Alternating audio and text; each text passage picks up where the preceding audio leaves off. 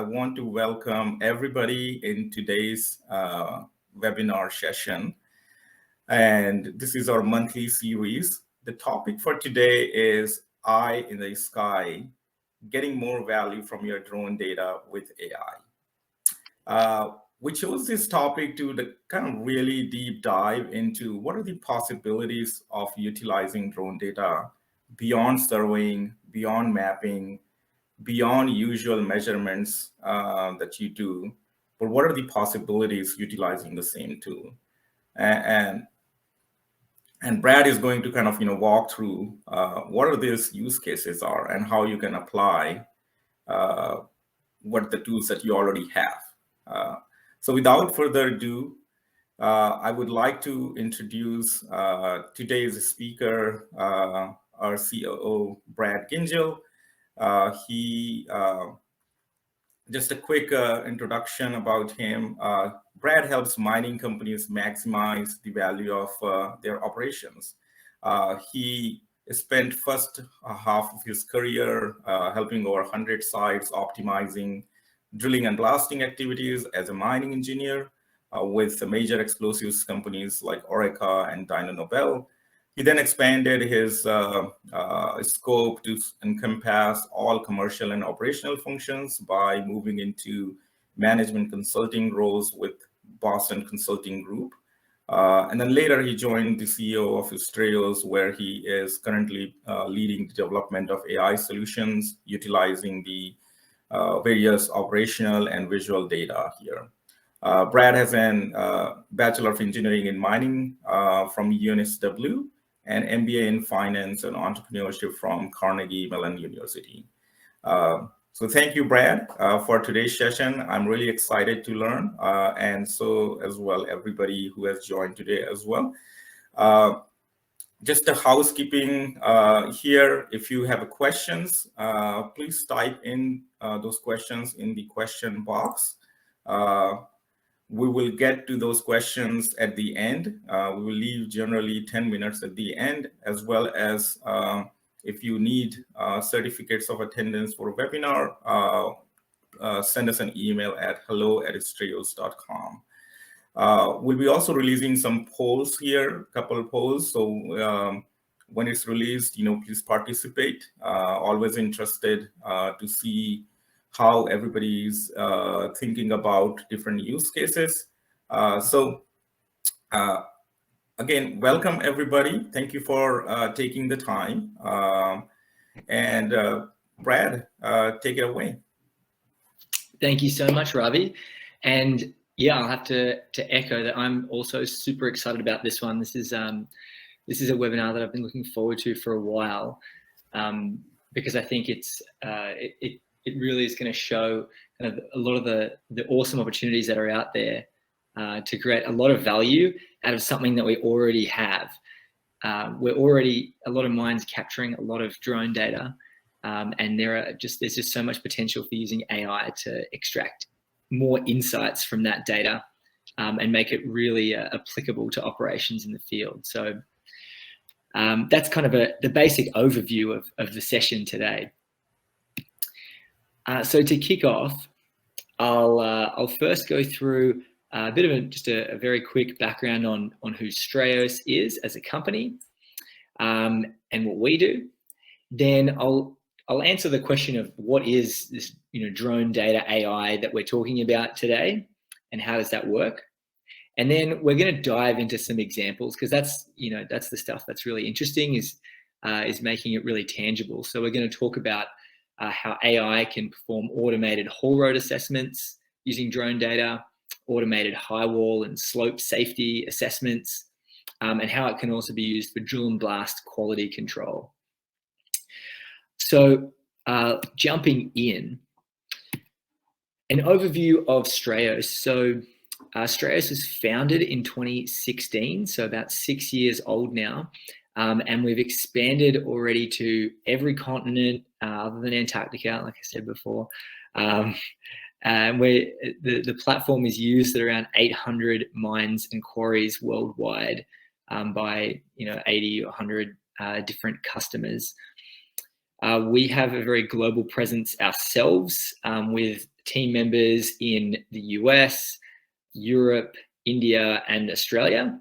And that allows us to give 24/7 coverage for customer support, which is something that we really strive to excel on. As I mentioned before, our goal is to really help mines optimize their operations, and we generally look for big savings for sites in the range of over 5% total site costs, and we have another big goal of ours is improving safety in the industry, and so far we are at 0 safety incidents with people using our platform.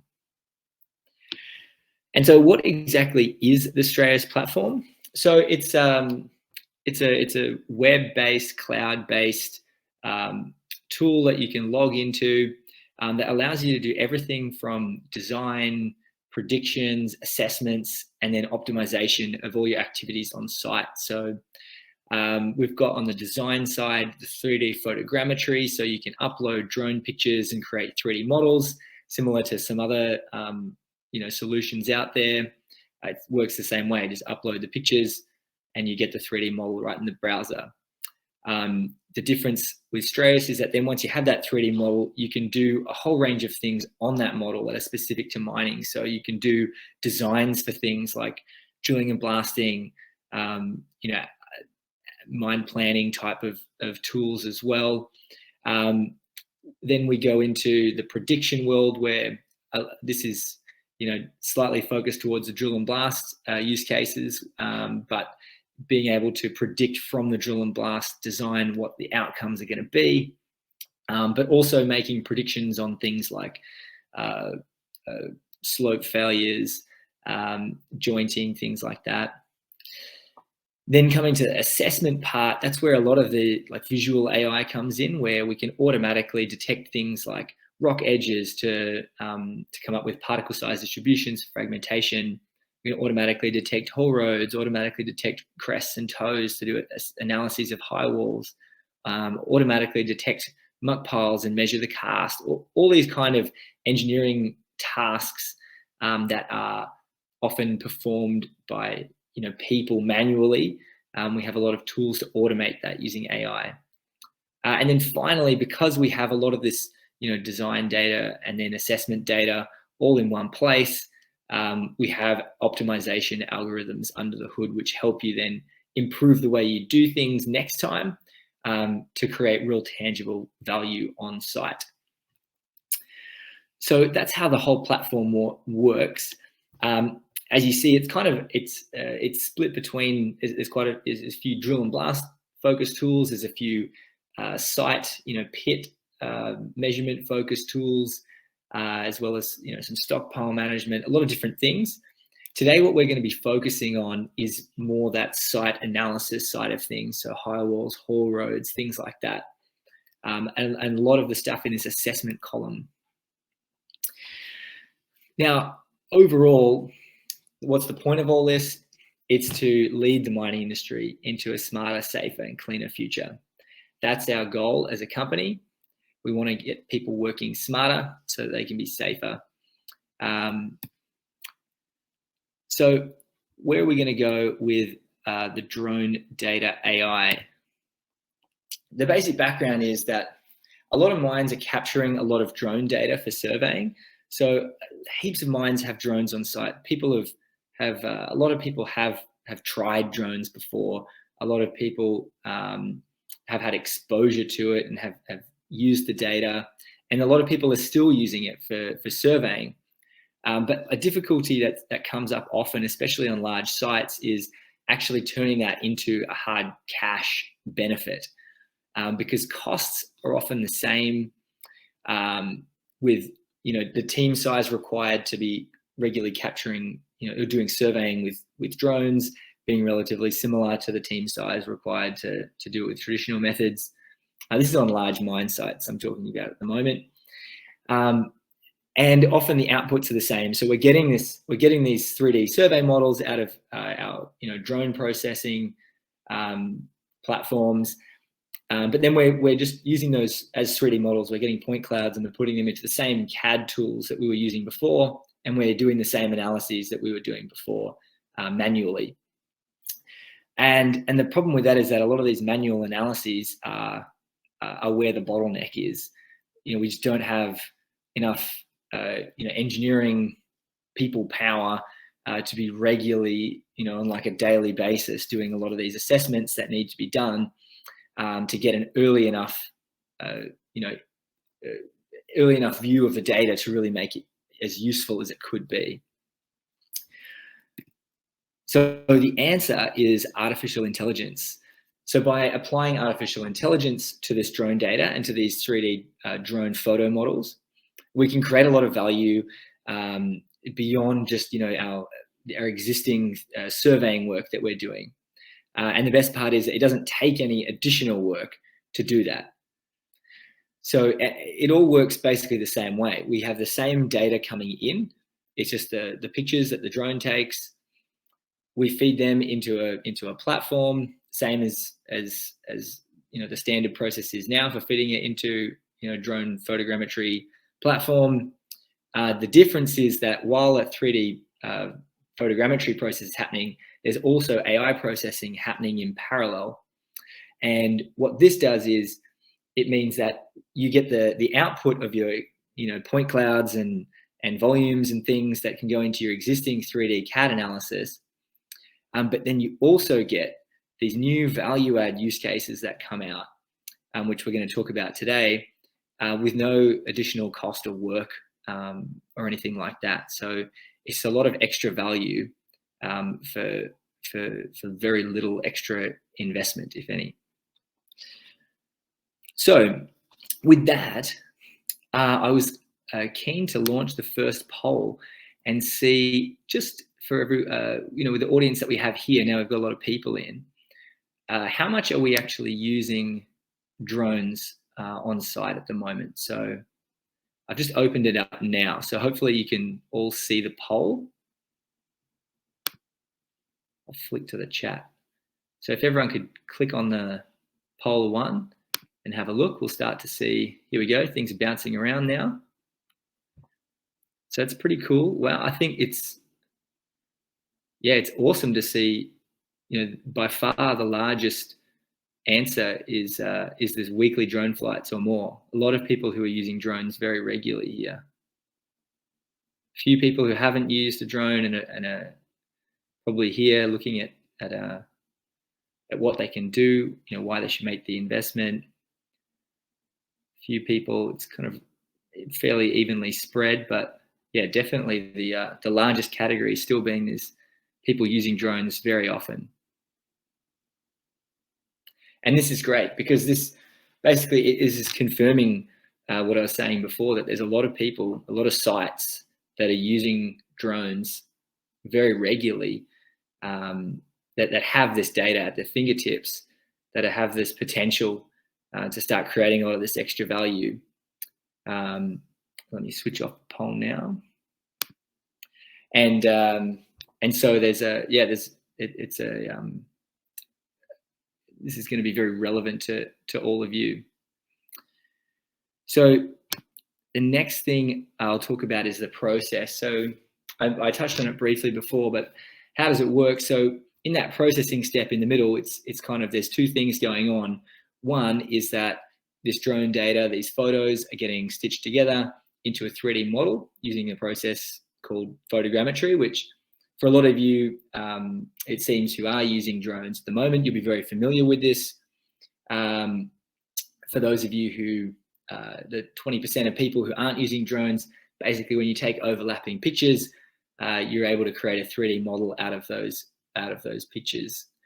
So basically we have an in-house custom-built photogrammetry engine that we created to really be tailored to mining environments.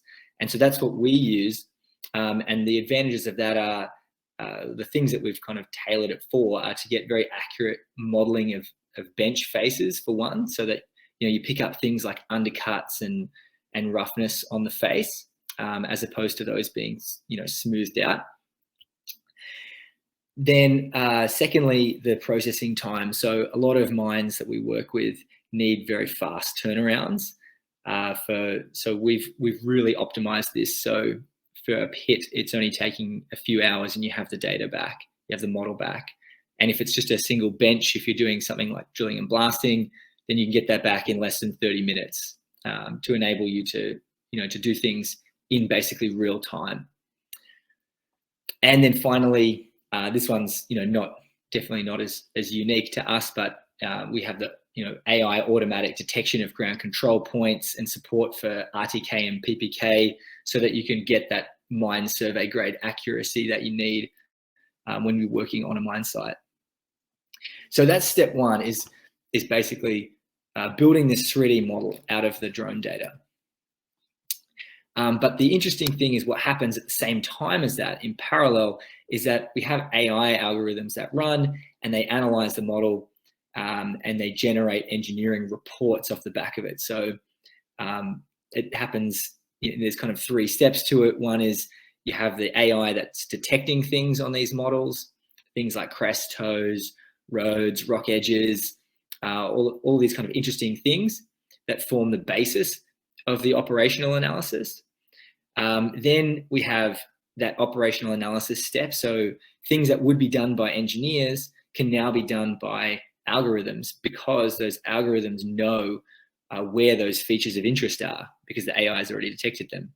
So that in that way, we can calculate things like high wall angle, haul road grades, or particle size distributions, because we know, because the AI has detected, what a high wall is. It knows what a haul road is. So we can do a lot of these engineering analyses, in a fully automated way. And then finally, because I'm a mining engineer, we're all working in mining. We know that the output has to be a report at the end of the day. It's no good being just living alone in a platform that people have to log into. So everything that comes out of this ends up in automatically being formatted into a report, which is then easy to send out to anyone, to a mailing list, which gets remembered every time, so that you can just, as a stakeholder, you're essentially just going to just start receiving reports. You won't have to log into anything. You won't have to do any analysis. Then most people will just be receiving an email with PDF reports with useful things that will help them do their job better, make better decisions. So this is how it works. It's a part of it is just is getting that drone data that we're already capturing, feeding it into the engine, which creates a 3D model, and at the same time does a bunch of AI analysis on it to essentially just output a whole bunch of really valuable reports. So jumping into the first use case. So we've got a haul road assessment coming up now. Then we're going to talk about high wall and slope safety. And then we're going to talk about drill and blast quality control. But before we do that, I just want to launch the next poll just to gauge, what everyone's interested in here, so that I know where to spend most of the time. So I've launched the second poll now, and this is asking, which one of these 3 use cases is most relevant to you?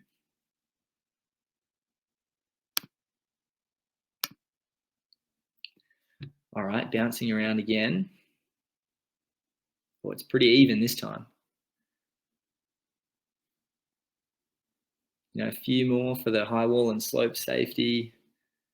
Oh no, it's all, the whole road's catching up.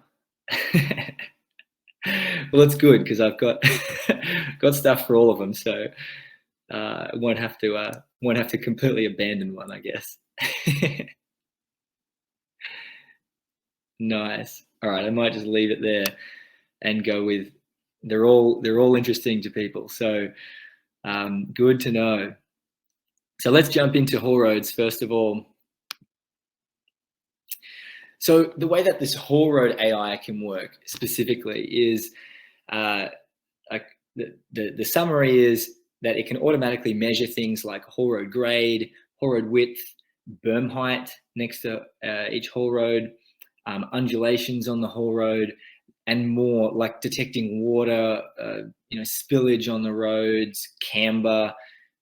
There's so many different things that we can detect and we can measure because of this automatic detection of the roads.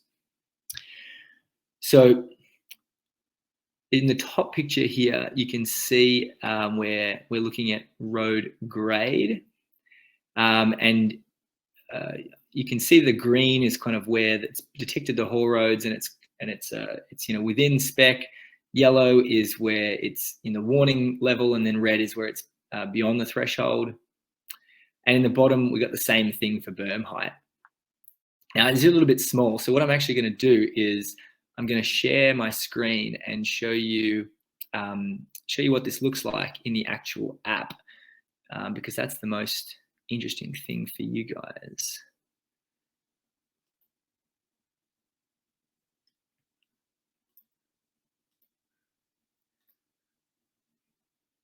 All right, so hopefully you can all see this now.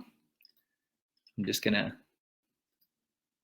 have a look at the chat. Someone tell me if you can see this in the chat. Yes, nice, good.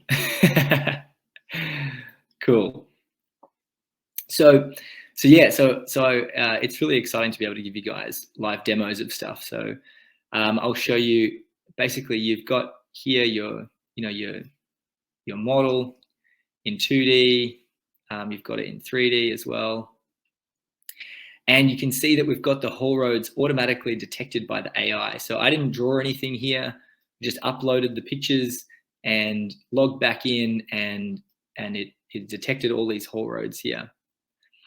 From there, I can switch on things like grade measurements. So now you can see here where it's green, I've got my grade as, it's only 2% here. Going up to this yellow section, it gets up around 10%, and up here it's way too steep. It gets up to like 16% grade. So it's 1 in 6 up here. So that's where this red is telling us that the grade is too steep on this ramp. So we can see all this in 3D, in the 2D as well. We've got grades, we've got road widths, which are easy to zoom in on. We've got berm heights, which you'll look on each side of the road for a berm.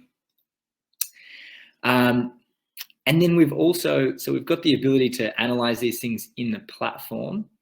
But what we're really after is this report at the end of the day. So we're able to make these report areas. We can add either a trace along a section of road that we're interested in. So this is an example of that here, this Delta X-ray section here in the blue. Or we can add a region like in the red here where it says attention. So we can add either of those, polygon or trace. And we can also copy through report areas from previous flights. And that's useful because usually we want to be comparing things one after the other, and we want to compare the same area, how it's changed over time. So that's what allows us to do that. We can then analyze these report areas individually. So here I can see how the grade varies over the length of this ramp here. So this was the ramp that we saw before that had those areas where the grade was too high. And we can also view summary statistics as well for everything that goes on within a box like that.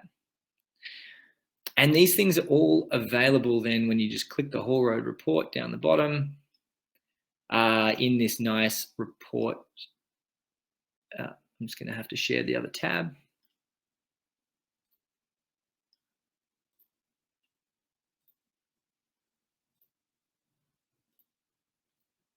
Cool, so you can probably see this one now.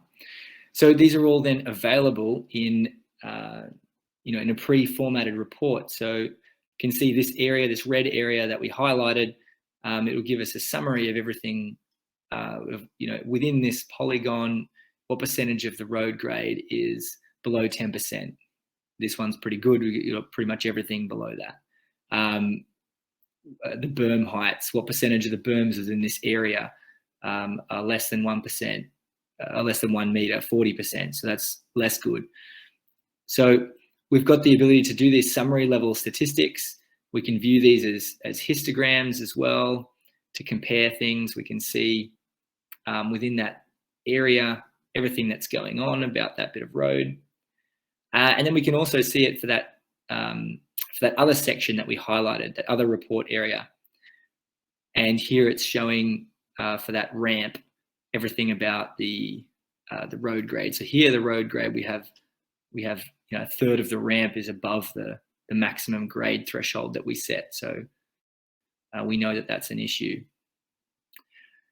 And to share this report, we just click share, and it will send to an email list that we already have saved. So really, to actually use this, all that someone has to do is upload the pictures, come in, copy through the report areas just by clicking the copy button, hit the report, and then share the report.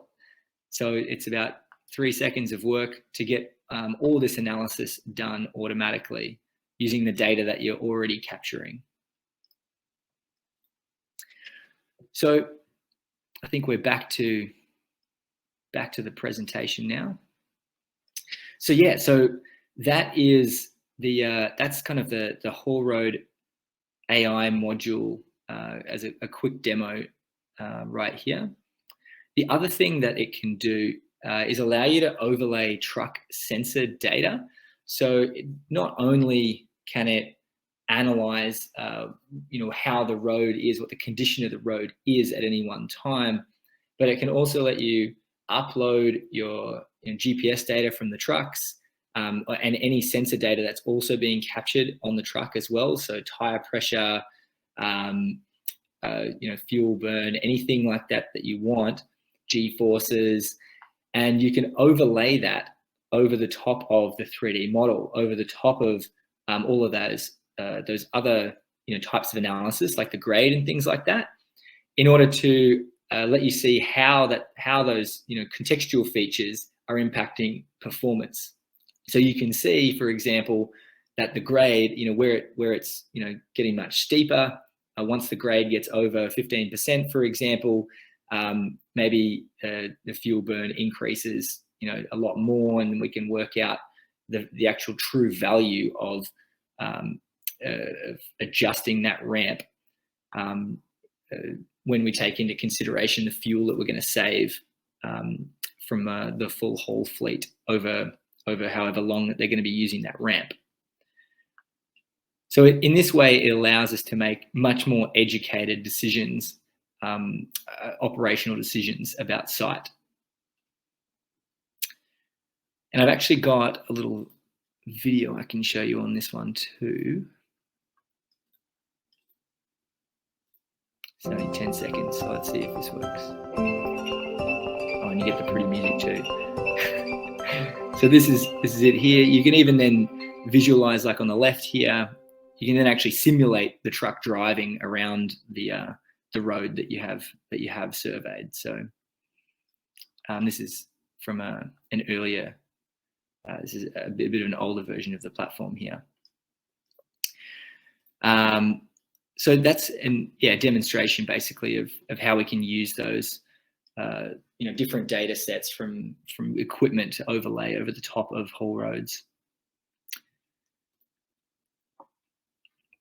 So as we saw before, each area of interest can be analyzed independently. You can trace along haul roads to find a region and get aggregated statistics for that, and copy them to future areas to compare over time. And as we saw, the reporting is all fully automated. You just get the reports as soon as you have the data up there and processed. So the main things that this can help with on site is number one, just improved cycle times. So if you can, and the easiest thing, if you even just have GPS data for your trucks and you have this contextual data, is you can look at things like how is the camber of my corners affecting how much the trucks have to slow down around corners, or how is the grade of my ramps affecting truck speeds, and you can use that to then optimize your haul roads, optimize your pit, in order to improve cycle times and ultimately get more material through the pit. The second thing is reducing fuel and tire usage. So if you can design better roads, if you can start to, for example, detect undulations in the roads or spillage on the roads early, or areas that are potentially starting to be developed at too high of a grade or something like that, if you can detect that early, then you can fix it and you don't end up in a situation where you end up with inefficient performance on your trucks for the whole rest of the life of the pit. And last but definitely not least, preventing road incidents is probably the number one benefit, really. You've got always a risk if you have too steeper grades, in wet weather. You can have vehicles sliding down them. If you have road widths that are too narrow and are out of compliance, you can have collisions between equipment. So there's a whole bunch of things that a whole bunch of ways that doing regular condition monitoring on your roads can help prevent road incidents. Now, I guess in terms of like the ROI of this, all of these things are things that can be done anyway and are done on sites already in a lot of cases, especially on larger mines. The only issue is that because it takes so long, a lot of these analyses are only done, say, once a month or once every few months. What AI allows you to do now is have these being done weekly or even daily. And like we saw, the most common answer for people was that they're flying drones weekly or more. So imagine if instead of every 3 months, you got a view on this stuff every day or every few days. That would allow you to make much better decisions and ultimately, therefore, prevent more incidents, reduce fuel and tire use more, and improve your cycle times to a higher extent than you would be able to if you were just doing this analysis every few months. Cool. So that is everything on the haul roads side. I'll take a quick breath here, and we'll transition to starting to talk about high wall and slope safety. So a lot of this, I'll preface by saying, a lot of this works in a similar way. It's AI that detects things, and then engineering analysis that's done on it automatically because the AI has detected these features. But in this case, it's all about high walls. So what are the kinds of things that we're detecting? Using just drone imagery, building a 3D photo model, AI can detect things like the crests and toes, and therefore know where all of the high walls are. It can know what's a bench, what's a high wall, and it can use that to then work out what the face angle is, what the face height is, what the catch bench widths are, and what inter-ramp angle is as well. So you can get a lot of these analyses done that are, often, people spend a few hours on going around measuring all of this stuff. You can just have this automatically as soon as you get your 3D model back. So in the top one here, you can see we've got face angle. So this is showing us that, most of the faces here are compliant, but then in some areas we're hitting that warning level, and then we've got a few little bits of red as well, where the angle is too steep on those faces. And down the bottom, we're showing that you can also add cross sections. You can add cross sections by drawing a line, which will give you in your report a view of that elevation profile along the line there, and allow you to take measurements along that line. So you can look at things like what the angle is, the total inter-ramp angle is along that line, by choosing 2 points and measuring the angle between them. Or you can look at just what is the angle of this slope, on this low wall spoil pile or something like that. So you can do a lot of things along that elevation profile, along that cross section once you have it. And these are only a few of the things. There's obviously more that we mentioned before around catch bench width, face height, things like that too. The next thing that is actually slightly a separate module is the slope failure prediction. So factor of safety is something that's commonly used to predict slope failures, and this is based on geophysics models. But we've incorporated AI as well in order to identify different ways to calculate this faster, basically. So what this means is that you can take a section of your pit and you can just instantly calculate over that whole section what the factor of safety is of that 3D, of every point on that 3D model. And this is something that can be really useful for working out where the areas are in your pit that are most critical to look at. And the final thing on the slope and high wall side is the ability to detect joints and bedding planes.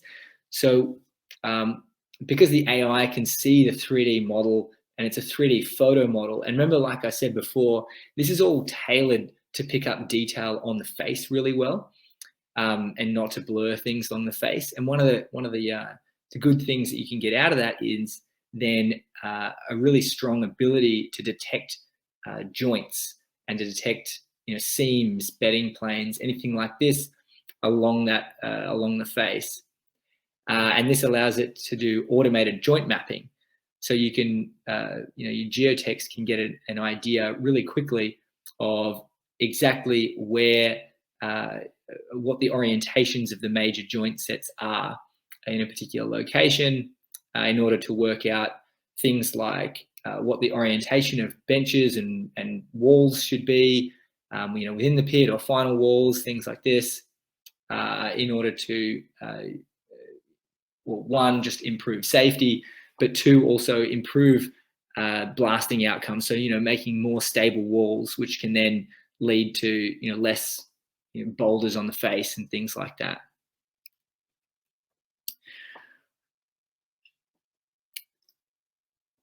And again, like last time, it comes out in the same automated reporting. So we've got all these different features that are being detected, all these different analyses that are being done. And then at the end of the day, it's all compiled into a single report, which is super easy to just email to the same mailing list of people every single week. So you get the same outputs. You'll be able to compare with the previous week. Everything will just come in a very automated way. So benefits of this, obviously we're preventing wall failures. That's the number one thing. We're here for safety. So we're trying to stop these incidents from happening before they happen. But the second thing is that we're preventing ore sterilization. It's a big part of this too, is, we don't want to have our walls too steep so that they are, have this potential to fail.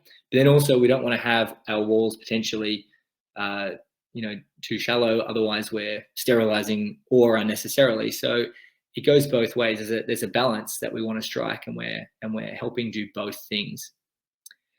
And then finally, we're preventing rework. So because we're detecting things early, we're preventing the situation where, for example, we go to leave a catch bench and then we realize that it's too narrow.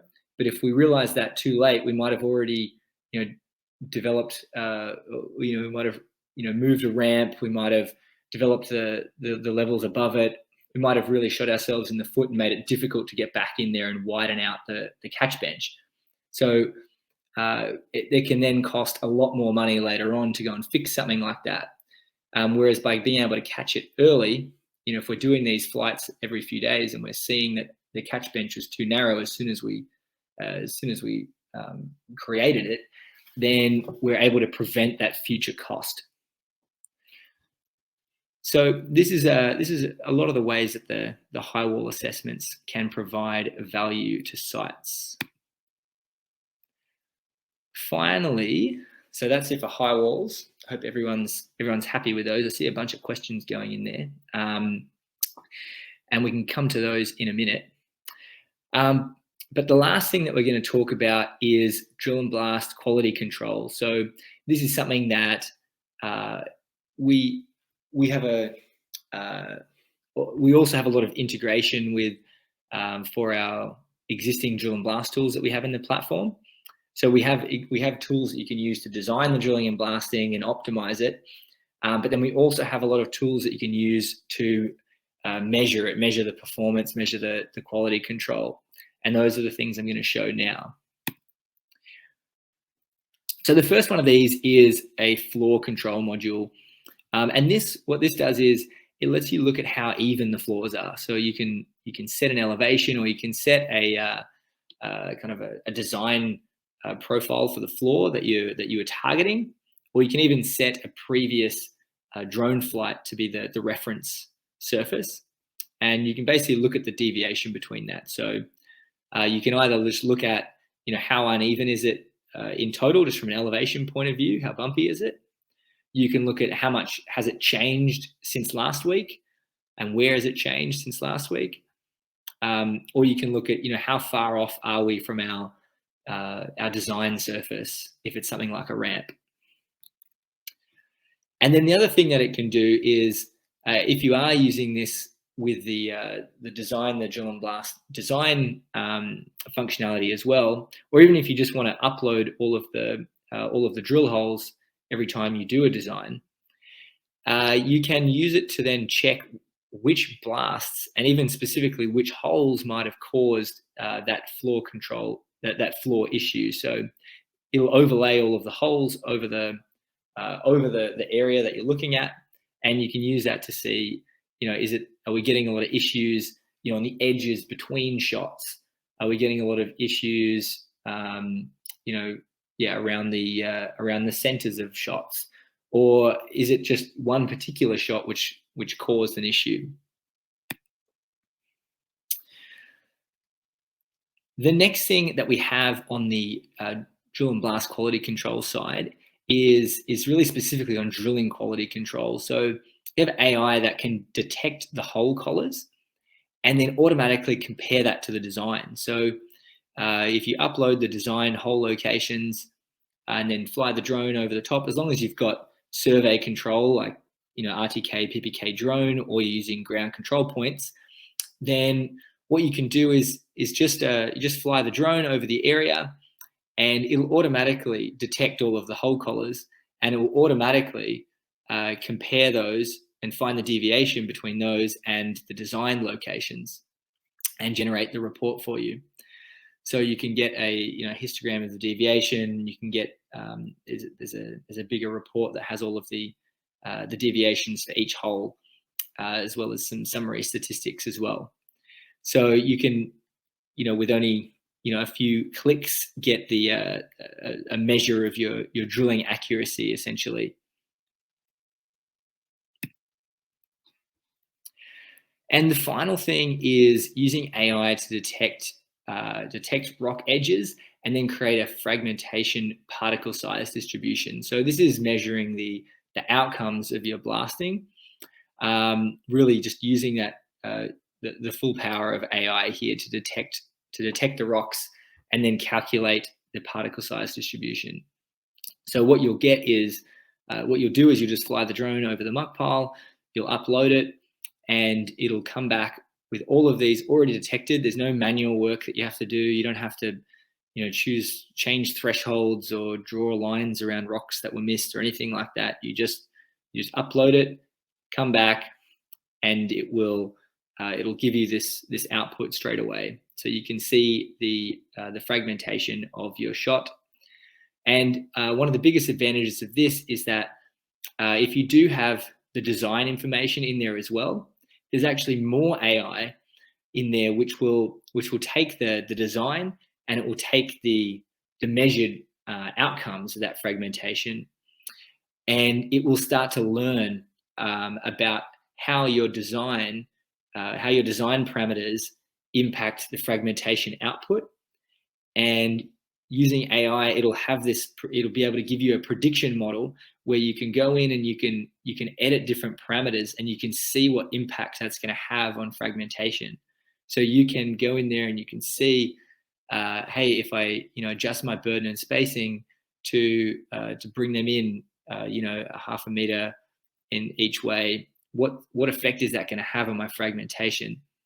How much is that going to reduce boulders that are greater than 700 millimeters or something like that? You can also look at things like, what if I change explosive products? What if I switch from emulsion to ANFO? What's the likely impact of that on my fragmentation? So because if you keep measuring fragmentation over time, it then allows you to start to make better decisions around how you do blasting on site. So that has been it. We've covered quite a few different use cases along the drill and blast lines, but overall, all of these things, the advantages that they can provide, basically by improving drilling and blasting, you get improved digging and crushing rates, especially if you have better fragmentation. You can also improve drill productivity. So if we're getting better drilling accuracy, then we're not drilling extra holes. We're drilling holes where they should be. So our drills are able to cover more ground. And then finally, is reducing drill and blast costs. So by ensuring that we're only drilling holes to the depth that they're supposed to be drilled to, ensuring that we're not drilling extra holes, and ensuring that we are loading the right types of products for the outcomes that we want, we're able to save money on drilling and blasting too. So from all of this, we've got, to recap, we've got a lot of different ways that drone data, that applying AI to drone data can help with optimizing performance on site. There's been a lot, I think that we're going to have to provide just like a basic overview list at the end of this email out to everyone so we can all remember. But the main message is that basically it's now really easy to get value out of your drone data. The stuff that we're already collecting can be fed into AI models, which can create real value on site for like no extra work. We can let the AI detect haul roads and work out what the grades of all our roads are, what all the berm heights are. We can get it to detect all the high walls and assess them. We can get it to detect the muck piles automatically and check the fragmentation automatically of the muck piles on site. And this is really where a lot of the value gets unlocked with drones. This is where drones really go from being a nice to have to being a game changer, to being a critical part of the way that we do things on site. So I want to thank everyone for coming and listening today. And I'll jump into some of the questions now.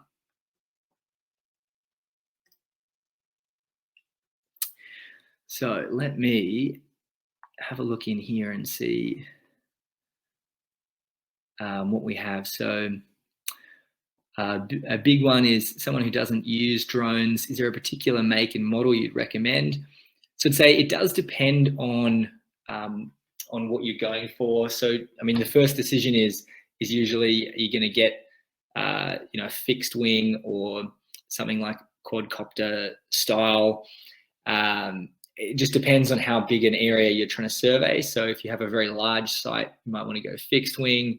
If you need to really get into smaller pockets and you don't have quite as big of a site, you can maybe get away with something like a quadcopter drone. And then the level of drone depends on really where you're gonna what you need in terms of survey accuracy as well. So and how rugged it needs to be. So we often recommend PPK as a good way to go in terms of being able to get great survey control. And so any drone that can be fitted with PPK system is ideal in our view. I've also got Ravi here now. I think, no, he might have jumped off. But we have we can, I think the best thing in terms of, recommending a particular type of drone is to reach out to us individually, and we'll get back to you one-on-one once we kind of know your needs a bit better. Great. I have a few, I think I've organized a question based on the upvotes here, and I know we have very limited time here, so we'll take few questions and then we'll obviously answer those questions over email. We received a lot of questions today, so I'll jump in some of the questions which has received more votes here. So we'll start with one of the questions here is, which is I think also driven towards the people and the culture here. So what are the best practices for customers to create an action list after you have interpreted the reports? How do they monetize the value generated? And what objections you see facing or do you face from customers, and how to overcome them when after presenting the reports? Yeah, so it's a lot about the process side of things. What do you do with the process after you've got the report? How do you turn that into actual value? So it's like we often see in mining, like if you just have a report on its own, it's no good at all. It doesn't do anything. It just sits on a shelf. You need people to be really using the reports to make better decisions. So like it comes down to how you organize the teams, how people are incentivized, how people are, how people are trained on using them. It's kind of, a lot of it's just the onboarding. So when you bring out this system, rather than just, say one engineer learning how to upload drone data and then email the reports, it's about having someone lead the initiative, work with all of the stakeholders to make sure everyone who's going to be getting those reports knows why they're getting them and knows what the types of decisions are that they need to be making based on them. And then tracking accountability. So making sure that there are kind of regular check-ins to say, for example, if the roads or the high walls are out of compliance in a certain area, that's getting followed up on every week, and that someone is being held accountable for that. And that's where you'll start to see changes happen. Awesome. Another question here is more related to the geophysics side. What kind of geophysics data were incorporated in the slope prediction models? What geophysical data is possible to add to the analysis in the software? Yeah, so I think at the moment there's a lot of the geophysics here is based on assumptions that it uses inputs, and they're relatively static. Ideally, where we want to go with this next is to be able to incorporate block model data, so we really know what the hardness of the rock is everywhere, what the type of the different different zones of rock are, and be able to use that to inform it. That's definitely what's going to be there soon. Great. The one question is more, perhaps I think it's related to the floor control, but the question here is, how long does Strayos retain hold positions to determine which hole caused high bottom? So that's all recorded indefinitely. So because this is a cloud platform, everything is stored in one single location. So it's this single source of truth that has the whole history for your site in one place. So you don't need to worry about hitting a data limit, or you don't need to worry about things being stored on someone's hard drive and it not syncing or not being connected. Everything is just stored in one place in the cloud, so that it can store that full history of the site. Great. One question is more related to the accuracy. Question here is, was the proposed rock boundaries detection algorithm evaluated and compared to classic methods in terms of precision? So I think classic methods are Kuzaram, Subrick, and then the AI-based rock detection. So that's the question here. Yeah, absolutely. So the way that we train the AI models is by giving them manually annotated data. So showing them lots of pictures of rocks and drawing around those rocks, and so it can pick up those particular. So it can learn how to pick up, well, what a rock is, what the edge of a rock is.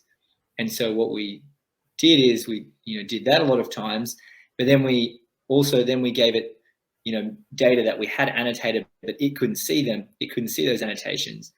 And then we compared how it did versus the manual annotation did.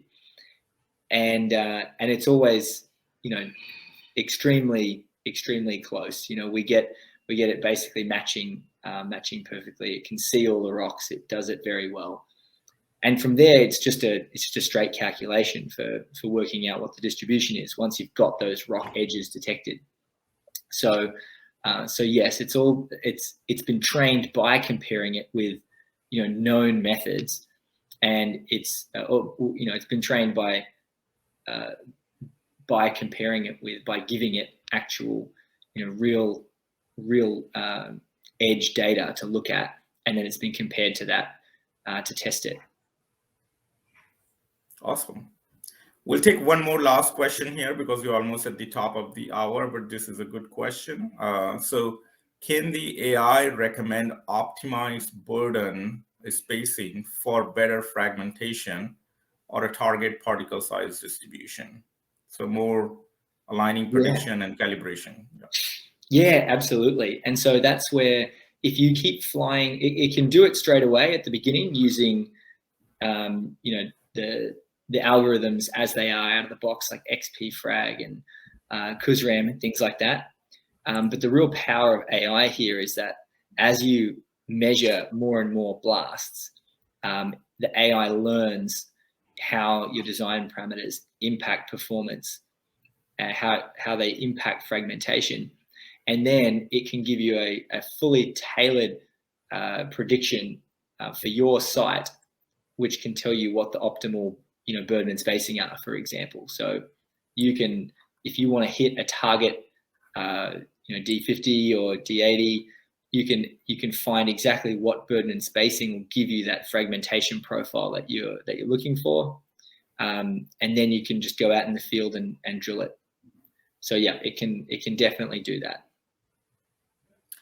Great. I think we have one last question request from Jake here about can these roads, automatically detected roads, be fed into Cat Minestar or Kumasu Frontrunner?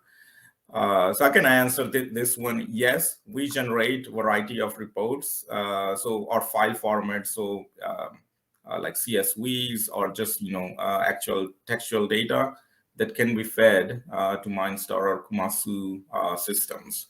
So once it's done, we can also generate proprietary file formats which may be acceptable to those systems here. So that's definitely possible. Yeah, I think we can do like DXF or Yes. CSV, which has the location data for all of those roads. Great. Well, thank you, everybody. Thank you, Brad, for today's presentation. This has been really a great session. And again, I want to thank the audience here for being good, kind of, with your questions. We didn't get to all the questions, but we will respond and with our answers once we do a summary here. And again, thank you for the time. If you have any specific topics that you would like us to cover or present, please let us know, and we will come back with our next monthly series here. Until next one, thank you, everybody. We'll see you next time. Bye. Thanks, guys.